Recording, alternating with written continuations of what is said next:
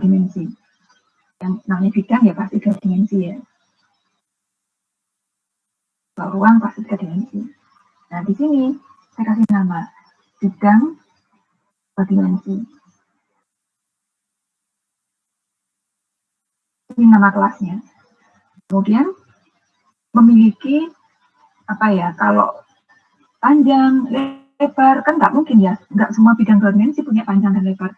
Contohnya lingkaran nanti punya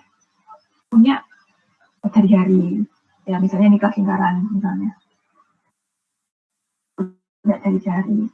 Di sini segitiga misalnya. Dia punya alas segitiga. Ya. Punya alas dan tinggi.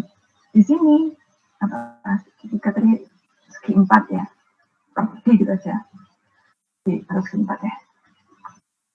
Segi 4 panjang dan lebar. Nah, berarti kan kalau saya terus sendiri nggak mungkin.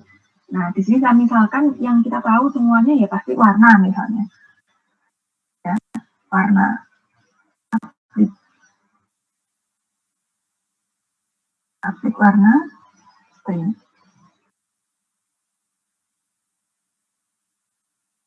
Inilah yang nanti dimiliki oleh semua objek-objek di sini. Lingkaran, segitiga, simpat, semuanya mungkin aja punya warna. Nah, kemudian dia tadi kan tujuannya untuk menghitung apa? Luas lingkaran. Luas. Ya, hitung luas. Hitung luas, misalnya saya singkat gitu. Terus singkatnya. Hitung luas, ini double. Kemudian juga punya hitung luas, hitung keliling. Ini juga double. Ya. Nah, kemudian kalau lingkaran ini punya radius. Double. Jadi saya berangkat dari permasalahan. Ini segitiga punya alas, ya panjang alas, punya tinggi.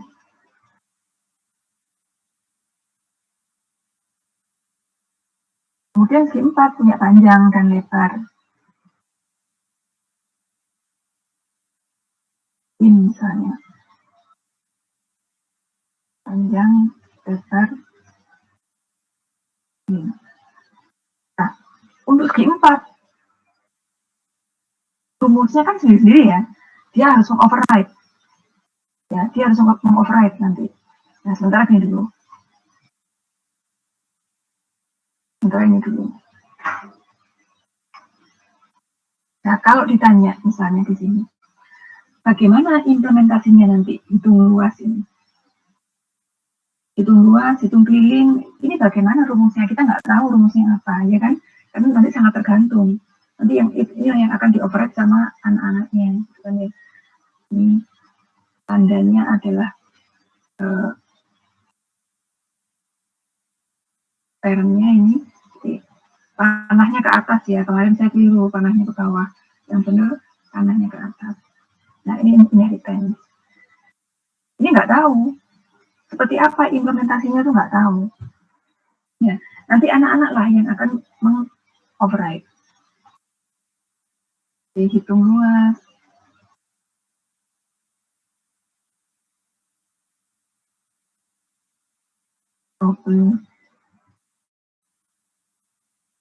Nggak cukup ternyata. Hitung luas, hitung keliling. Oh, itu kurang atas, kurang kurungnya ya. Kurung-kurungnya lupa di atas, belum ditulis. Ini juga gitu, nanti harus mengoverride.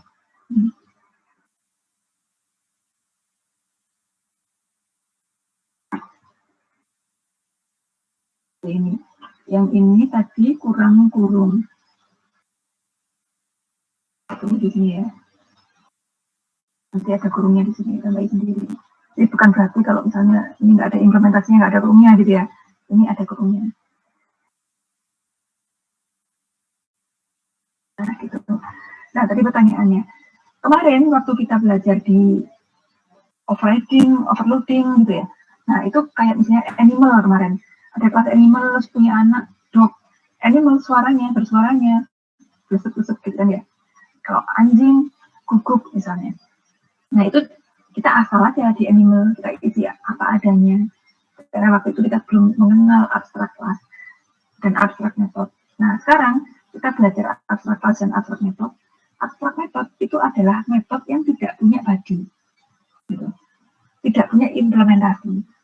Karena kita nggak tahu isinya apa, maka udah biarkan kosong. Nah, pada kasus seperti ini, yang kita nggak tahu bilang dua dimensi itu isinya apa, rumusnya, itu bisa kita kosongkan. Tapi nanti anaknya yang harus mengimplementasikan dengan cara mengoverride metodenya parent. Gitu. Ya. Nah, abstrak class adalah abstrak class itu gini dulunya. Abstrak class adalah kelas yang dideklarasikan abstrak. Ya. Yang dideklarasikan abstrak. Contohnya, saya membuat kelas bidang tadi. Bidang 2 dimensi. Nah, ini. Nah, di sini, ini konkret kelas namanya. Tidak ada kata kunci abstraknya, kan ya. Ini adalah konkret kelas. Di mana dari sini, ini kita bisa membuat objeknya. Misalnya bidang HD, B sama dengan ini bidang 2D. Ini bisa dibuat objeknya kan ya. Jadi konkret kelas itu bisa dibuat objeknya. Ini kok ada error kenapa? Kok beda dikit ya? Kok bisa beda dikit tadi saya? Saya mau ke sini.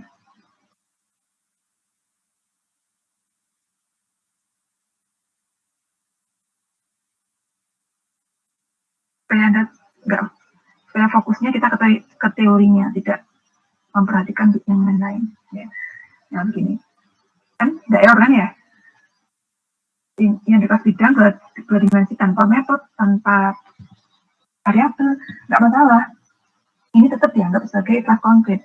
Kelas tanpa ada isi kan nggak masalah ya. Cuma ya buat apa kita bikin gitu kan. Biasanya kelas dibikin ya karena kita butuh ada variabel dan metodenya ya. Ini sekedar contoh. Nah, kelas konkret itu adalah kelas yang dideklarasikan tanpa kata kunci abstrak. Dan dari kelas konkret inilah ini bisa dibuat objeknya seperti ini. Ya. Nah, kelas abstrak itu adalah kelas yang dideklarasikan dengan menambahkan modifier abstrak. Ini keyword abstrak. Nah, ini adalah kelas abstrak. Tanpa alasan apa-apa, terus kita menambahkan kata kunci abstrak ini, gak apa-apa, boleh. Boleh aja. Ini namanya kelas abstrak. Nah, kelemahan kelas abstrak adalah kelas ini tidak bisa dibuat objeknya. Jadi ini akan muncul error. Bidang 2 dimensi is abstract, cannot be instantiated. Jadi tidak bisa diinstansiasi. Tidak bisa dibuat objeknya. Itu adalah ciri dari kelas abstrak. Bila ada pertanyaan langsung ya, langsung di-unmute, langsung tanya. Nah, sekarang saya kembalikan. Jadi, tanpa alasan apapun, kita mendeklarasikan sebuah kelas itu abstrak boleh. Ya.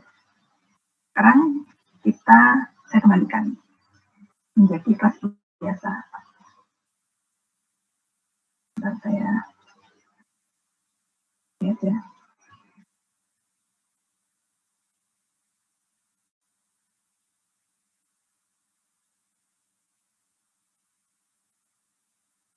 Ya, jadi misal abstrak, cara nulisnya seperti di atas, gitu maksudnya.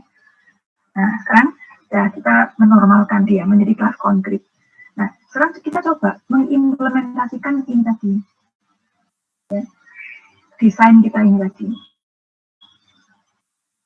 Coba kita definisikan. Di sini kita buat string public, string warna. Kemudian public hitung luas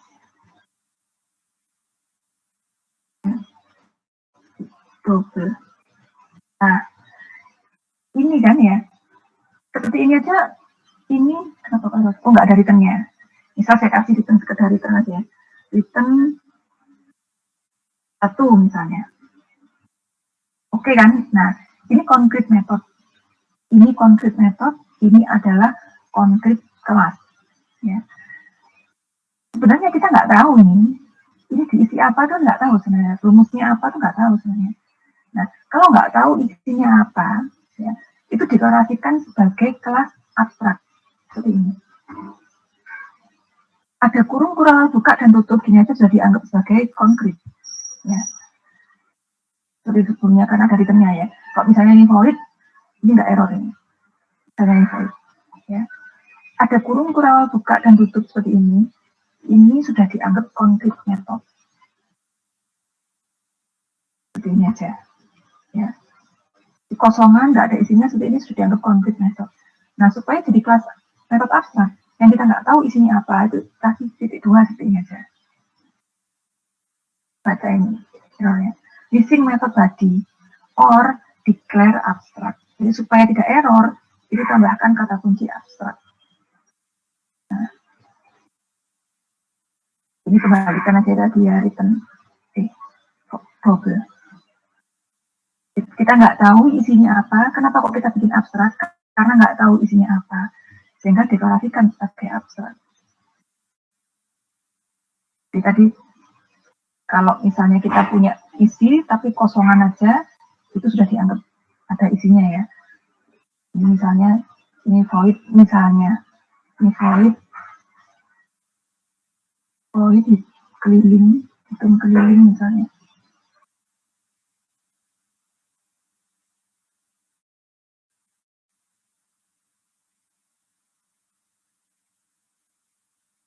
Nah ini sudah dianggap konkret ini, karena ada kurung kurangnya. Ya. Nah ini ada error saja. Bidang 2 dimensi is not abstract. Jadi kelas ini itu tidak abstrak. Terus ada lagi pesan, does not override abstract method. Jadi hitung luas itu kok sebenarnya abstrak ya. Itu artinya begini. Teorinya berikutnya. Teori pertama bahwa jika kita nggak tahu sebuah metode itu implementasinya seperti apa, maka kosongkan ini dan deklarasikan dia sebagai abstrak. Terus teori kedua, semisal terdapat sebuah kelas dan dia memiliki minimal satu abstrak method, jadi memiliki minimal 1, 2, 3 boleh. Minimal dia memiliki 1 saja abstrak method, maka kelasnya ini wajib dideklarasikan abstrak.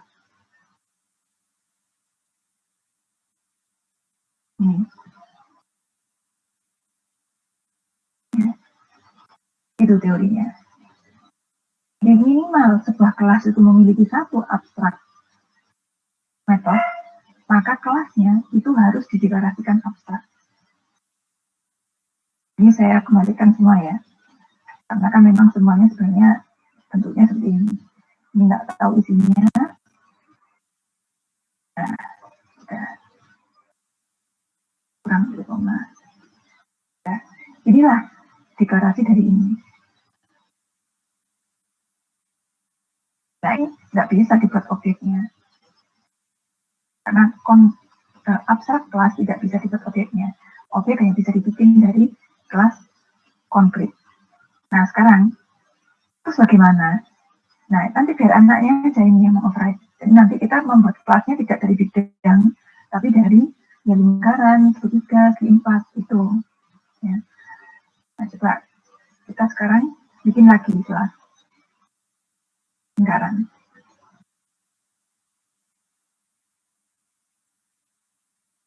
Ini saya buat dia sebagai parents. Ya, ini kan nggak error ya. Public kelasnya nggak error ya. Ketika saya extend bidang 2 dimensi, yang terjadi adalah dia jadi error. Apa pesannya? Lingkaran is not abstract and does not override abstrak method hitung keliling in bidang 2 dimensi. Artinya, ketika lingkaran ini saya jadikan anaknya bidang 2 dimensi, maka dia mewarisi semua yang publik ini. Warna, hitung, luas, hitung keliling itu diwariskan. masalah warnanya sih tidak masalah. Yang bikin masalah adalah luas dan keliling ini. Karena dianggap, ingat teori tadi, jika sebuah kelas itu minimal memiliki satu abstrak method, baik itu kelasnya sendiri maupun warisan dari parentnya, maka dia harus dideklarasikan abstrak. Nggak error. Ada dua solusinya. Yang pertama, deklarasikan dia sebagai abstrak. Ya, ini harusnya sudah nggak error. Ini kan sudah saya komen. Ya.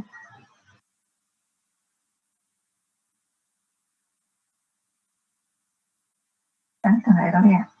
Nah, lingkaran ini sudah abstrak. Tinggal udahlah nggak error. Cuma jadi tadi, ketika kita membuat, nggak bisa kita buat objeknya. Karena dia abstrak, karena dia abstrak kelas. Ini akan error. Pada tahap tadi, ke error ketika saya jalankan. Ya. Ini yang bikin error. Nah, ini yang baru ini bikin error. Abstrak, lingkaran itu abstrak, nggak bisa diinstansiasi. Gitu. Nah, jadi di sini kita bisa belajar bahwa pada akhirnya jangan terus abstrak. Kalau abstrak, terus anak-anaknya abstrak, terus tidak akan pernah bisa dibikin objeknya. Artinya, kalau kita nggak bisa bikin objeknya, ya kita nggak akan pernah bisa menyelesaikan permasalahan ini. Gitu. Dan ya, karena nggak pernah bisa membuat objek. Kita kan teori kemarin bahwa di dalam OOP itu pekerjaan terselesaikan adalah akibat dari interaksi antara objek-objeknya. Ya kalau di sini nggak ada objeknya, bagaimana bisa terselesaikan masalahnya? Nah, ini solusinya, jadikan non abstrak pada titik tertentu. Di sini titik tertentunya ya di sini, di lingkaran ini. Override lah metode ini. Override bagaimana kemarin aturannya? Tulis apa adanya. Signature-nya harus sama persis.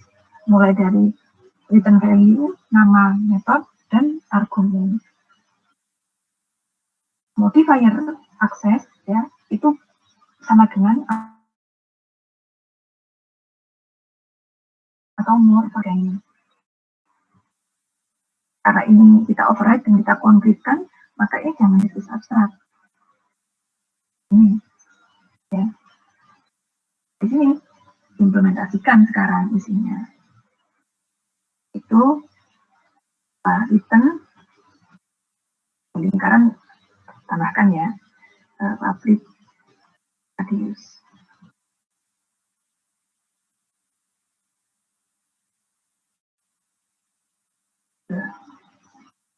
Di sini return mas.b kali i r kuadrat ya radius kali radius. Ya, beres. Ini yang belum. Ini rumusnya adalah ya, disinilah kita tahu rumusnya. Mas Keti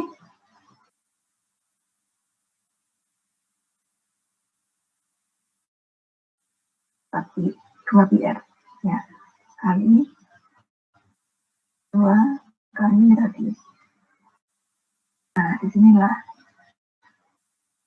Ini sekarang sudah nggak error harusnya.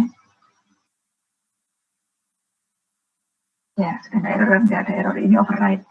Oke, nggak apa-apa. Dibantu checking. Dibantu checking sebelum dirun. Ini anotasi namanya istilahnya. Nah, week 10 sudah bisa sekarang. Coba kalau kita tampilkan, ya, kita tambahkan konstruktor deh, misalnya di sini. Kita tambahkan konstruktor untuk ngeset radius. Misalnya, lingkaran dengan radius. Tambahan, ya. Radius sama dengan radius. Ini saya membuat lingkaran dengan 10 deh. Nah, di sini saya tampilkan luas lingkarannya.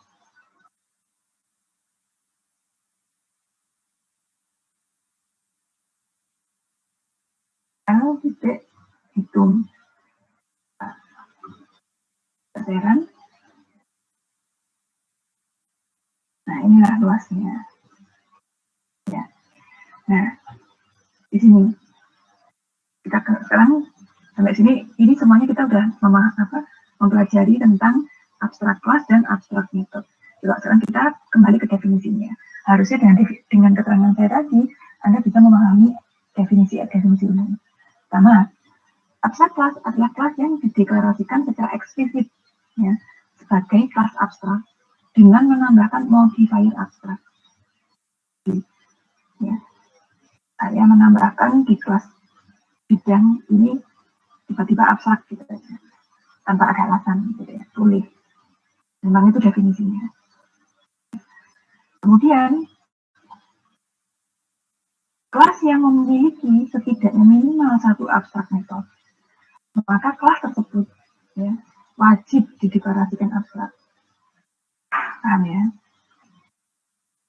Abstrak metode adalah metode yang tidak memiliki body, jadi hanya memiliki deklarasi metode saja. Kenapa? Karena kita tidak tahu implementasinya apa. Jadi kenapa kok tidak memiliki body itu karena kita nggak tahu mau diisi apa. Jadi karena nggak tahu isinya ngawur, mending kosongnya aja gitu loh. Dan begitu akan lebih jelas. Kalau kita isi berarti kita tahu memang. Kalau nggak tahu ya jangan gitu. Sebenarnya untuk apa sih sebenarnya? Tujuannya yaitu untuk polymorphic argumen. Dengan polymorphic argumen, ingat kemarin, kalau ini parentnya, maka nanti metodenya bisa menggunakan argumen dengan tipe data bidang 2 dimensi. Nanti dia bisa digunakan untuk menerima argumen dari objek lingkaran, segitiga, G4, gitu. Ya, itu alasannya. Nah, kelas abstrak tidak bisa dibuat objeknya. Implementasi dari abstrak method biasanya dilakukan di subclass, yaitu dengan cara mengoverride metode tersebut. Bila subclass yang diturunkan dari abstrak class tidak mengimplementasikan, di semua metode yang abstrak di parent itu tidak diimplementasikan oleh anak, maka subclassnya ada dua pilihan, harus dideklarasikan abstrak atau dia menuliskan kembali. Ya. Atau dia menuliskan mengoverride, mengimplementasikan sehingga dia jadi kelas concrete itu nanti.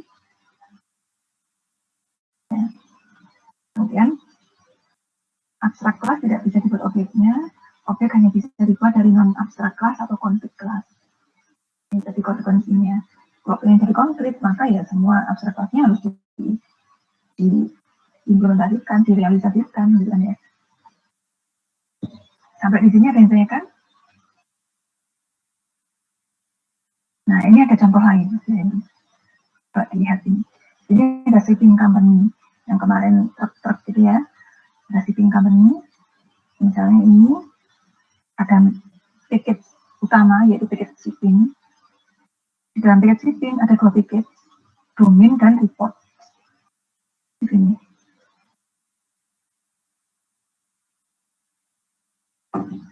Nah, di sini package domain itu berisi kelas-kelas utama, yaitu kelas company, kemudian vehicle. Vehicle ini punya dua anak, yaitu truk dan perahu, part, ya. Kemudian ada kebutuhan untuk membuat report, yaitu kebutuhan report untuk kebutuhan fuel, kebutuhan bahan bakar. Berapa bahan bakar yang dibutuhkan, gitu. Tuh, yang diinginkan. Nah, ini kan banyak armadanya. Ada yang berupa truk, ada yang berupa perahu, dan truk pun banyak, bisa 10, bisa 20 truknya. Perahunya pun juga begitu, objeknya bisa banyak nanti. Nah, nanti fuel needs report ini adalah mengkolek berapa kebutuhan bahan bakar untuk masing-masing ini nanti direkap. Di luar ini ada shipping name kelas. Nah, ini contohnya. Ini tadi deklarasi kelas diagramnya. Nah, untuk membuat report tadi, ya, misalnya di shipping main di sini, itu membuat di main metodenya, dia membuat company-nya dipilih. Ya. Nah, kemudian dibikinlah armada-armadanya, objek-objeknya. Ada truk pertama dia kapasitasnya 10 kilogram, misalnya 1000 kilogram. Berikutnya seperti ini, berikutnya seperti ini. Nah, dipopuler ya, dikumpulkan armada-armadanya. Kemudian dibikinlah kelas fuel needs report. Fuel needs report, new fuel needs report. Terus dipanggil metodenya generate text. Jadi di sini di fuel needs report ini ada metode yang namanya generate text. Nah, kita lihat isinya generate text ini seperti apa isinya. Ini tadi ya, kelas fuel needs report. Nah, ini metodenya generate text-nya ini. Generate text untuk mendapatkan informasi berapa fuel needs-nya, kebutuhan bahan bakarnya. Coba dilihat di sini bahwa caranya dia itu adalah dia untuk tiap vehicle lagi itu diambil. Vehicle yang dipopuler tadi ini diambil. Kemudian dihitung ya fuel, benar kan? Kebutuhan bahan bakar itu adalah distance, jarak dibagi dengan efisiensi bahan bakar. Rumusnya ini. Jarak dibagi bahan bakar. Ini kilometer dibagi liter per kilometer. Hasilnya nanti adalah liter, gampangnya gitu. Ya. Nanti untuk setiap kendaraan di looping, kemudian ditambahkan fuelnya. Nah, ini agak aneh. Apa yang aneh? Coba lihat. Kita lihat di sini kan bahwa ini namanya fuel needs report tadi, ya. Ini add vehicle. Add vehicle, ini kan ada new truck, new river bus. Ini pasti dia polymorphic argument. Add vehicle.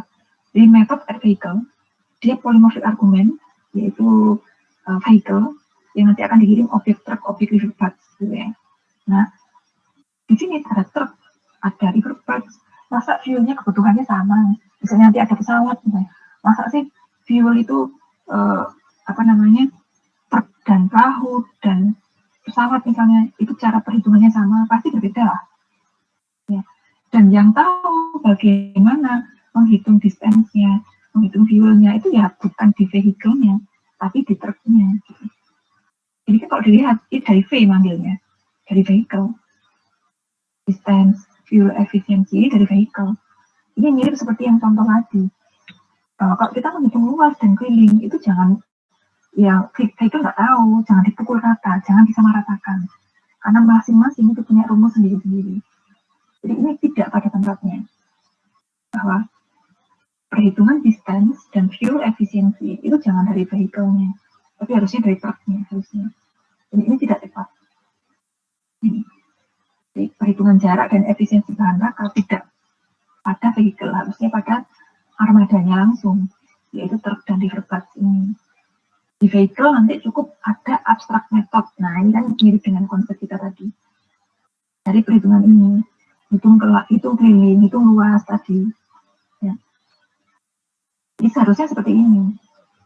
Vehicle, abstract method itu digambarkan dengan miring seperti ini. Kita lihat. Nah, anak ini mengoverride. Karena anak ini mengoverride dengan cara menuliskan kembali, dia jadi tegak ini, bukan italic lagi. Artinya, dia udah mengoverride kalau udah tegak seperti ini. Italic, kelas, dan metode itu mengindikasikan dia abstrak kelas dan abstrak metode. Di anak-anaknya sudah komplit semua ini.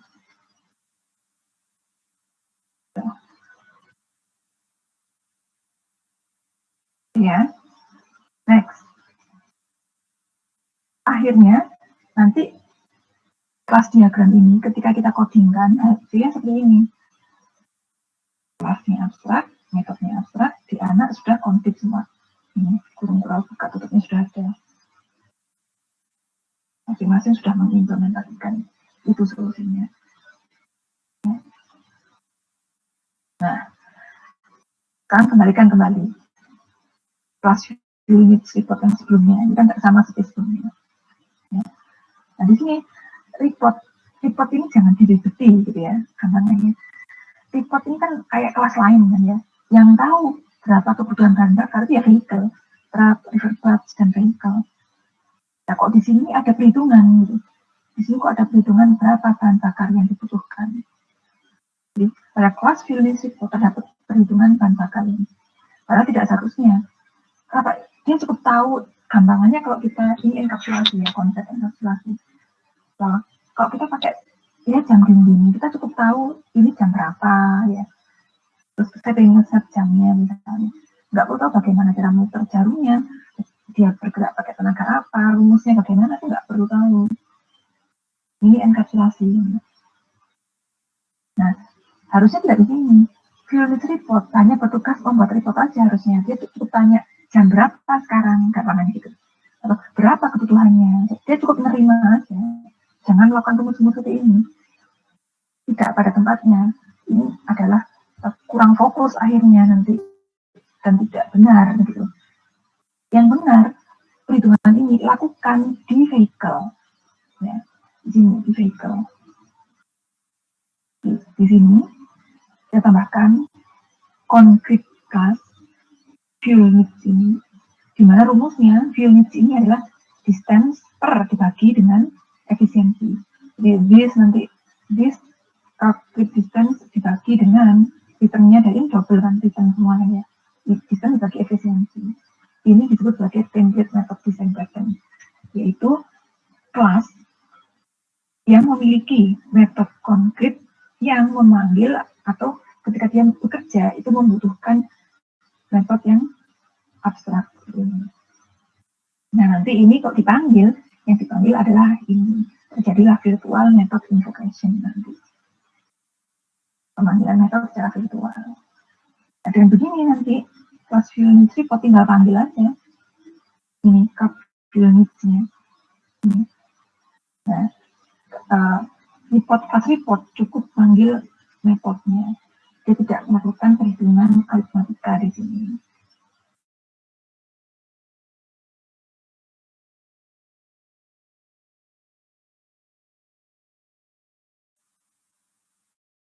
Ya.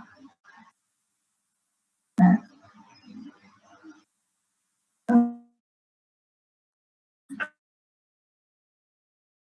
buat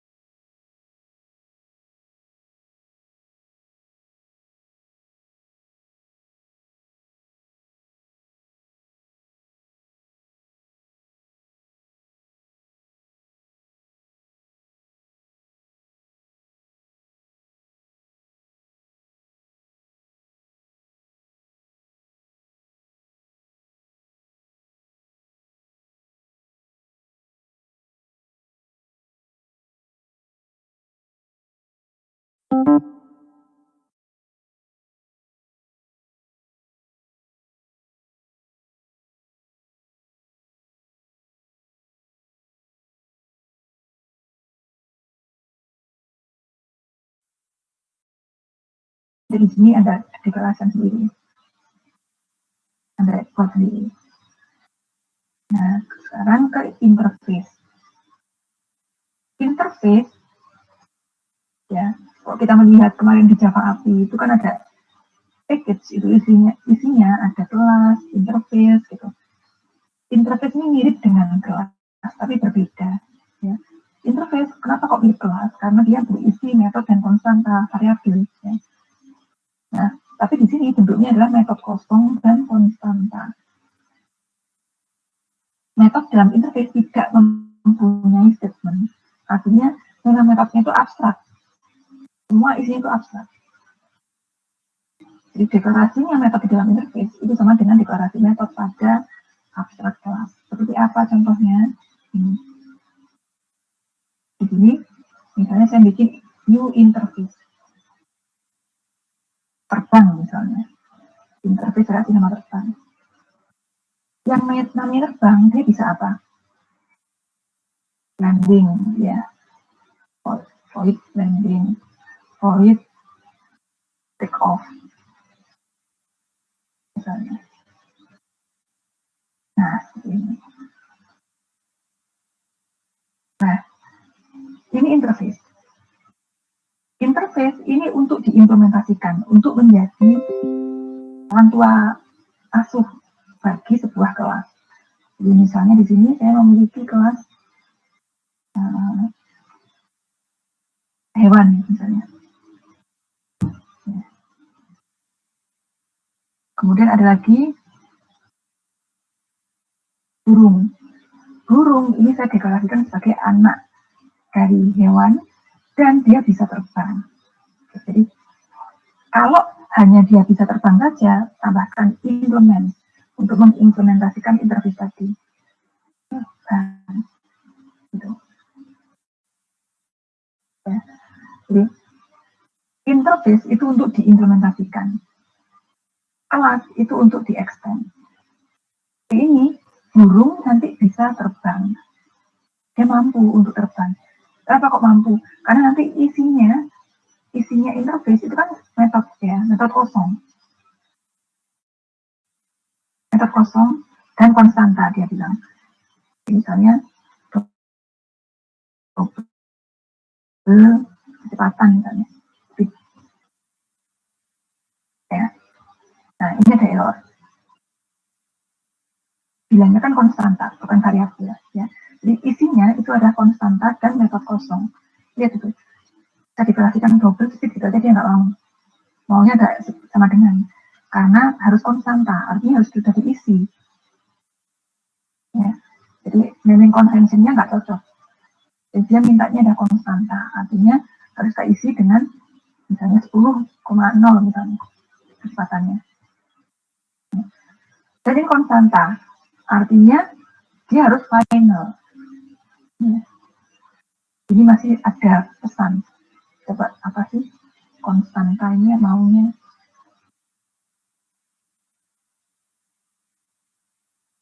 Maksudnya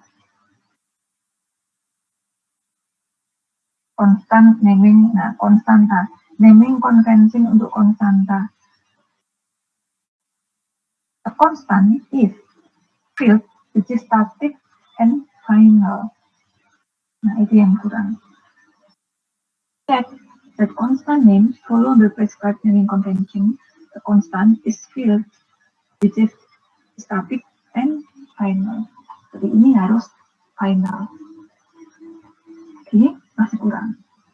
Static, static, final. Ini aja masih kurang ya.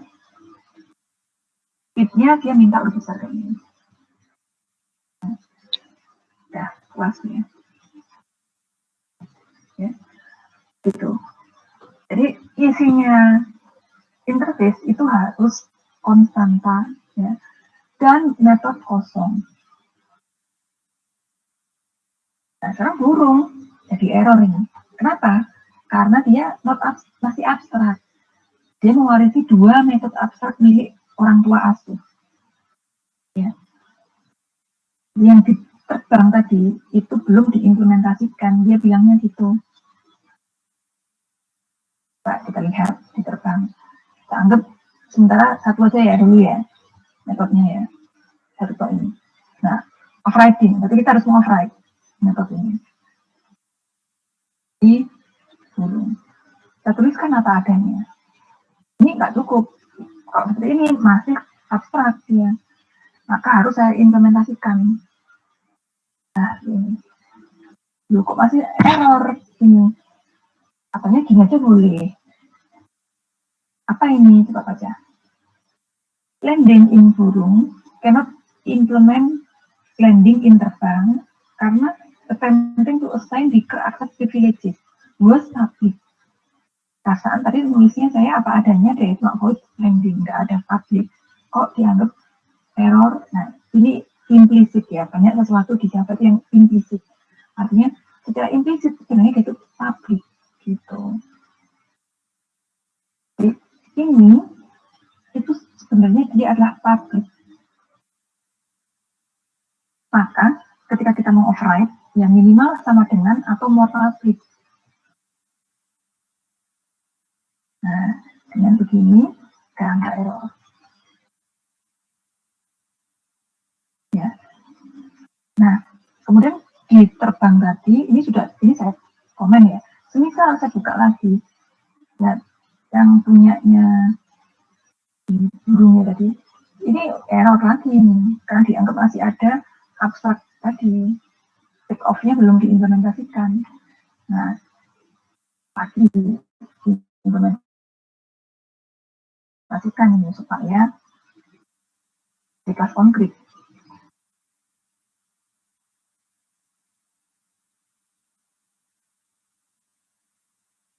Nah, sekarang dia jadi kelas konkret. Sehingga bisa dibuat objeknya. Nah, di sini saya membuat objek burung.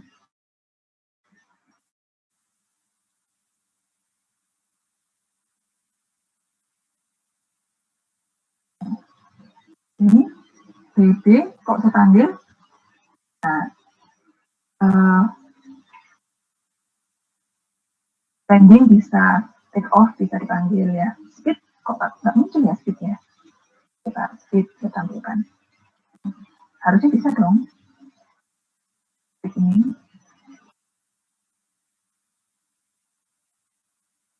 kan saya tampilkan berapa speednya. Bisa keluar speed.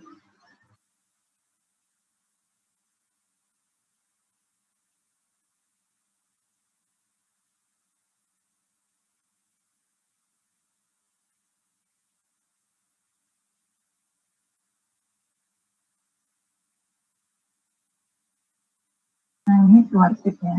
Ya, nggak tahu kok ketika di titik kok nggak bisa keluar lagi.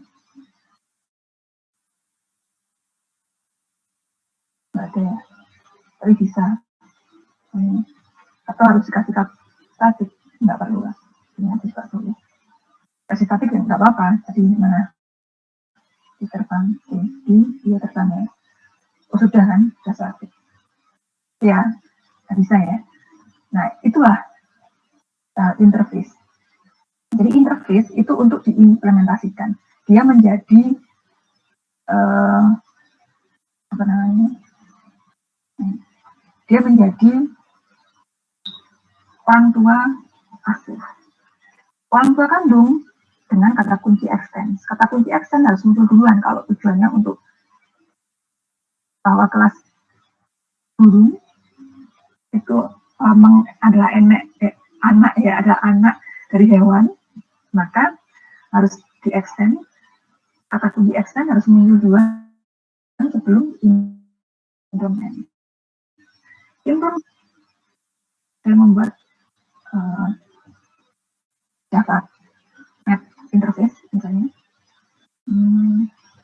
Interface ini misalnya apa ya, selain terbang dia bisa memasak misalnya ya, ini saudara misalnya. Nah, di sini burung koma memasak boleh, jadi boleh lebih dari satu. Tapi kalau accent nggak boleh, misalnya hewan koma apa lingkaran misalnya.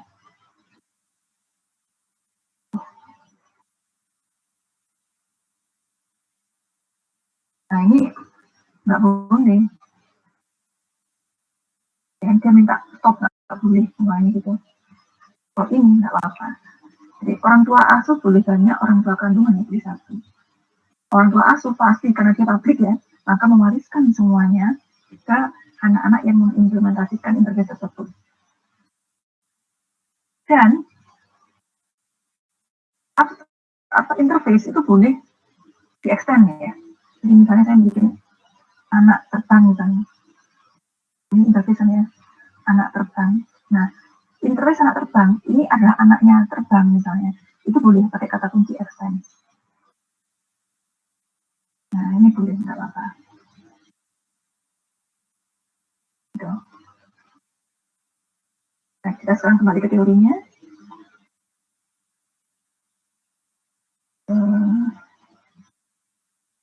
Dan bila sebuah kelas mengimplementasikan sebuah interface, maka semua konstanta dan method interface akan dimiliki, akan diwariskan. Ya, karena publik semuanya. Nah, metode harus diimplementasikan pada kelas yang mengimplementasikan interface itu. Karena kalau tidak diimplementasikan, maka harus dideklarasikan abstrak. Bisa membuat sub interface dengan menggunakan kata kunci extend. Sebuah kelas boleh diimplementasikan lebih dari satu interface. Ya.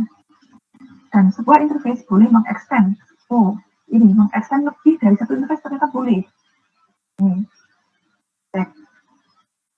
Coba anak terbang, extend terbang, koma misalnya. Memasak misalnya. Boleh ternyata nggak error. Anak, tapi kalau kelas nggak boleh kan ya.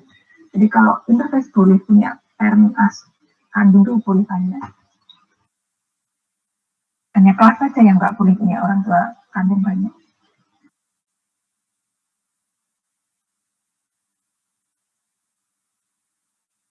Bila suatu kelas akan dijadikan subclass dan akan mengimplementasikan interface, maka kata kunci extend harus lebih dulu sebelum implement. Ini contohnya bentuk umumnya. Modifier, extend, implement. Apa interface secara otomatis, secara implisit ya, public dan abstrak. Oh iya, ini tadi kan tidak ada ya kata kunci abstraknya ya, tapi otomatis ya. Ini pertama. Ya, ini abstrak. Ini abstrak ya. Ya. Abstrak. Kurang buka dulu. Ini kelas pertama. Oh, ini harus punya abstrak void gitu. Lengkapnya adalah public abstrak. Ini lengkapnya.